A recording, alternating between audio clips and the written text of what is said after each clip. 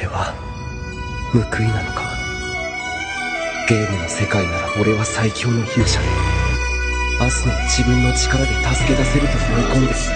Окей, И вот настало время, когда игры стали главным развлечением человечества, хоть и виртуальным. Стало возможным погружение в игры полностью. Никто подумать и не мог, что закончится дело подлостью. А наш герой один из тех везучих бета-тестеров, что побывали в игре первыми среди гроссмейстеров. Он был одним из тысячи, кто подписался на это. Достиг 8-го этажа, закончился тест бета. Когда вошел в игру, его увидел незнакомец, попросил помочь ему, хотел он время сэкономить. Они пошли на тренировку с кабанами сражаться, но кто-то телепортом возвратить сумел обратно. И там узнали, что на самом деле были заперты, и нету выхода в игре. Все люди были заняты тем, что прокачивали навыки. Все были в панике, но нету невозможного, когда с тобой есть аники. Это игра на выживание, побеждай или умри. В этой игре против тебя восстал весь мир, но ты один из тех, кто будет первым, кто вернется домой. Но помни то, что должен оставаться самим собой. Это игра на выживание, побеждай или умри. В этой игре против тебя восстал весь мир, но ты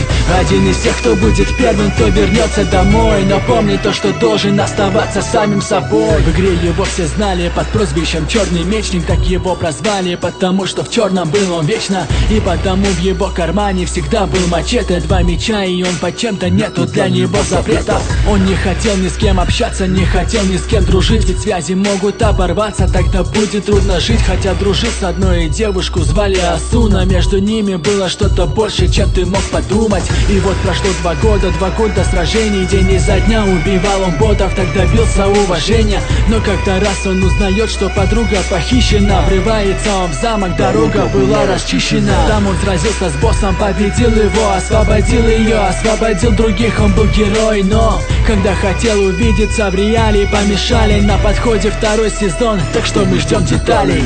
Это игра на выживание, побеждай или умри. В этой игре против тебя восстал весь мир, но ты один из тех, кто будет первым, кто вернется домой. Но помни то, что должен оставаться самим собой. Это игра на выживание, побеждай или умри. В этой игре против тебя восстал весь мир, но ты один из тех, кто будет первым, кто вернется домой. Но помни то, что должен оставаться самим собой. もう少し待っていてくれ。すぐ終わらせる。